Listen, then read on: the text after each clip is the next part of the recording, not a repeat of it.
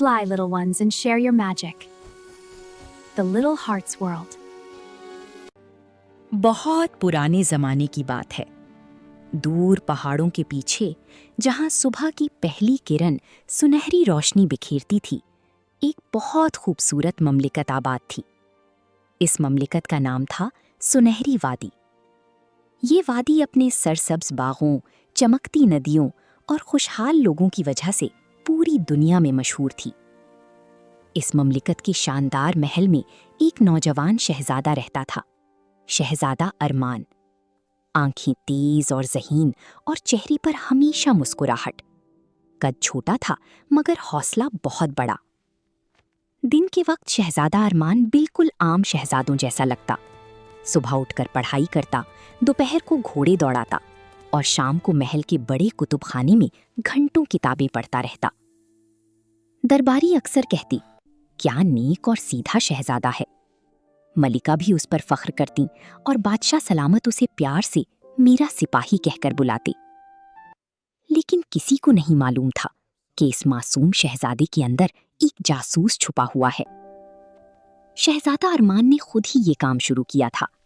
किताबों में जासूसी की कहानियां पढ़ते पढ़ते उसके दिल में ख्वाहिश जागी कि वो भी अपनी ममलिकत की हिफाजत करे, ना तलवार से बल्कि अपनी तेज नजर और जहानत से।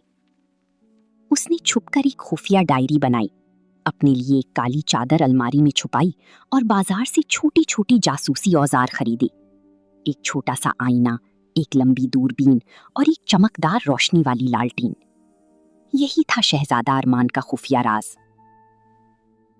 एक दिन महल में खलबली मच गई। बादशाह के खजांची ने चीखते हुए दरबार में इत्तला दी, जहां पना खजाने से कीमती जवाहरात गायब हो गए हैं। पूरे दरबार में सन्नाटा छा गया। बादशाह सलामत का चेहरा सख्त हो गया।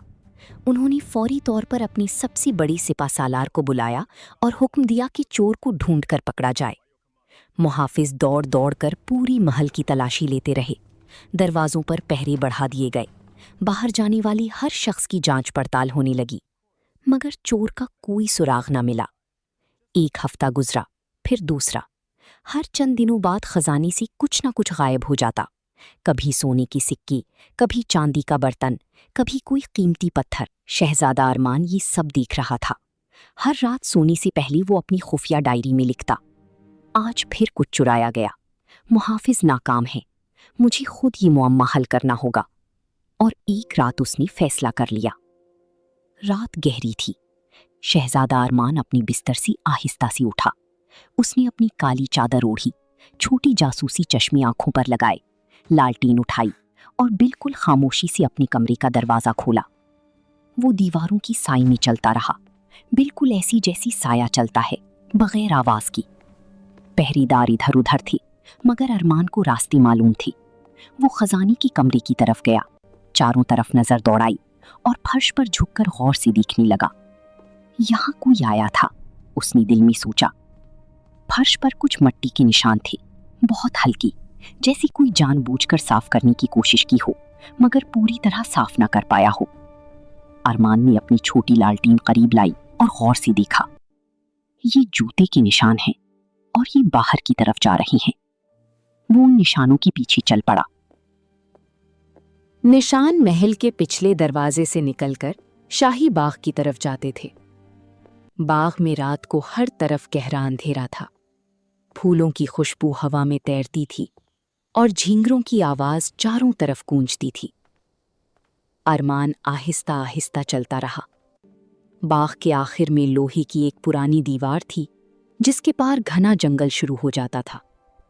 दीवार के एक कोने में अरमान को एक छोटा सा सुराख नजर आया, बिल्कुल इतना बड़ा जितने में एक दुबला पतला इंसान गुजर सके। तो यहां से आता जाता है चोर, अरमान ने सोचा, और खुद भी उसी सुराख से गुजर गया। जंगल में कदमों के निशान मिट्टी पर वाजे थे। अरमान ने अपनी लालटीन की रोशनी कम कर दी ताकि कोई देख न ले, और उन निशानों के पीछे चलता रहा। दरख्त घने थे, रास्ता टेढ़ा था, कहीं कहीं झाड़ियां रास्ता रोकती थीं, मगर शहजादा अरमान नहीं रुका। थोड़ी देर बाद एक छोटी नदी आई। अरमान ने पत्थरों पर कदम रख रख कर नदी पार की। और आगे बढ़ता रहा। जंगल खत्म होने लगा और सामने एक पथरीली पहाड़ी आ गई, और उस पहाड़ी के दामन में थी एक पुरानी अंधेरी गार। गार के मुंह पर खुश्क पत्तों का ढेर था, मगर अंदर से हल्की सी रोशनी आ रही थी। अरमान का दिल तेज धड़कने लगा। उसने अपनी लालटीन बंद की और आहिस्ता आहिस्ता गार के अंदर झांका। अंदर का मंजर देखकर अरमान हैरान रह गया। उसे तवक्को थी कि कोई खतरनाक डाकू मिलेगा या शायद कोई बदमाश ग्रोह, मगर वहां सिर्फ एक बूढ़ा आदमी था। बहुत बूढ़ा, बहुत कमजोर, सफेद बाल, झुर्रियों भरा चेहरा, फटे पुराने कपड़े। वो जमीन पर एक फटे हुए कंबल पर बैठा था और कांपते हाथों से रोटी का एक टुकड़ा खा रहा था।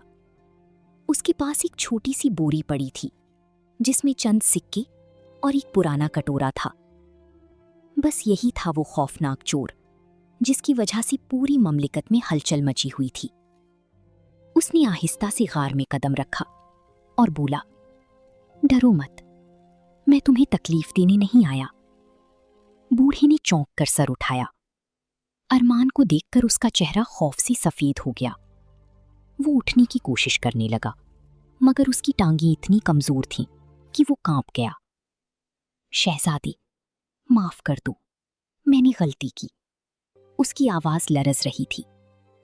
अरमान ने हाथ उठाकर उसे रोका और नरमी सी जमीन पर बैठ गया। पहले मुझे बताओ, उसने कहा, तुमने ये सब क्यों किया? तुमने मदद क्यों नहीं मांगी? बूढ़े आदमी का नाम रहीम चाचा था।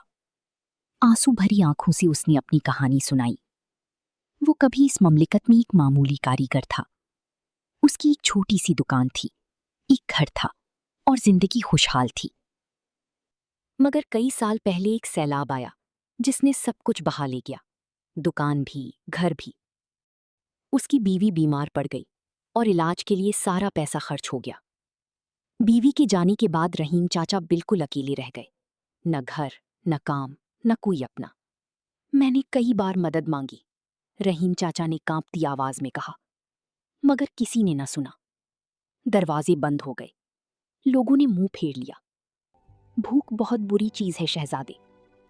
जब इंसान भूखा हो तो वो कुछ भी कर सकता है। और महल से चोरी? अरमान ने पूछा।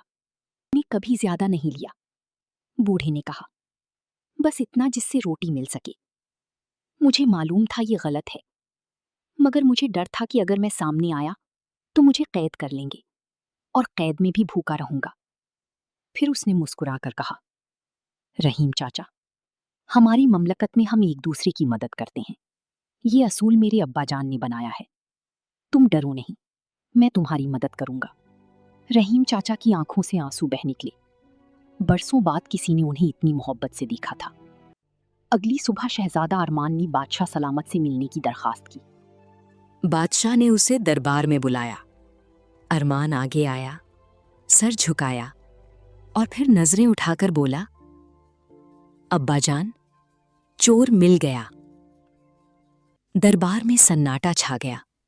सब एक दूसरे को देखने लगे। बादशाह ने हैरत से पूछा, क्या तुमने ढूंढा? कब? कैसे? अरमान ने पूरी रात की कहानी सुनाई। गार तक जाना, रहीम चाचा से मिलना और उनकी दर्द भरी दास्तान। उसने कुछ भी नहीं छुपाया। बादशाह की आंखें भर आईं। मलिका अम्मा ने दुपट्टे से आंसू साफ किए। जब अरमान खामोश हुआ तो बादशाह अपनी कुर्सी से उठे, आगे बढ़े और अपने बेटे के सर पर हाथ रखकर बोले, आज तुमने मुझे याद दिलाया कि एक सच्चा बादशाह सिर्फ खजाने की हिफाजत नहीं करता, बल्कि अपनी रियाया की हिफाजत करता है। बादशाह के हुक्म पर रहीम चाचा को महल में लाया गया। रहीम चाचा को महल के पास एक छोटा घर दिया गया। उनकी सेहत के लिए तबीब मुकर्रर किया गया और उनकी पुरानी कारीगरी की महारत देखकर उन्हें महल की मरम्मत का काम सौंपा गया, माकूल तनख्वाह के साथ। जिस दिन रहीम चाचा अपने नए घर में आए, उन्होंने दरवाजे पर खड़ी शहजादा अरमान को देखा और उनकी आंखों से आंसू बह निकले। शहजादे, तुमने मुझे नई जिंदगी दी, वो बोले। अरमान ने मुस्कुराकर कहा, चाचा, तुम हमारी ममलिकत का हिस्सा हो, कभी डरना नहीं। यहाँ सबका ख्याल रखा जाता है। और उस दिन के बाद ममलिकत सुनहरी वादी से कभी कोई चीज नहीं चुराई गई।